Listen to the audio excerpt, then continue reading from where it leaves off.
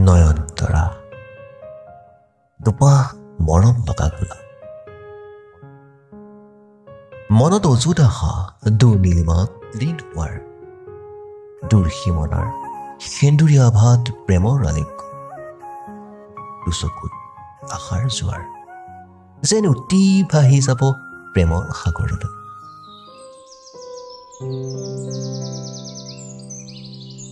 মোৰ মনটো যেতিয়া বেয়া লাগি থাকে তোৰ কথাবোৰ শুনিলে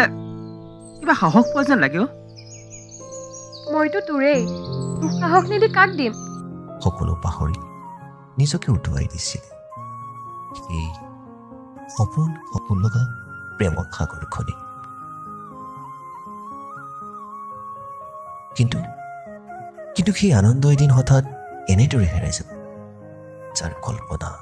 হয়তো কোনো কৰা নাছিল মই এতিয়া মহেন্দ্ৰ বৰুৱাৰ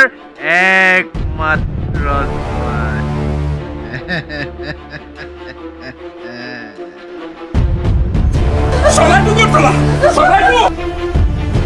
মই তোমাৰ সন্তান হয় নে নহয়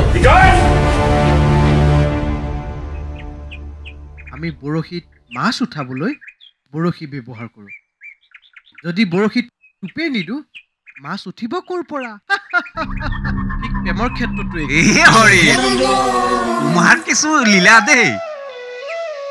বা এনেকৈ যদি লক্ষ্মী মোৰ হাতলৈ আহে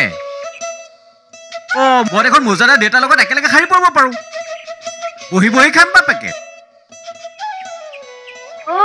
মেকআপ নকৰোঁ বুলিহে গম পাইছ দিদিনাখন মেকআপ কৰিম হেমন্তৰ ঘৰৰ পৰা প্ৰফুল্লৰ ঘৰলৈ এক টহল দিম মোক দেখি ল'ৰাবোৰ এৰি হয় দে তোক মই বাটত পৰি থকা ডাষ্টবিনৰ পৰা তুলি আনিছো আগতে আমাৰ ঘৰৰ তিনিজন ধৰি লোৱা কেৱল তুমি আৰু মই দুজন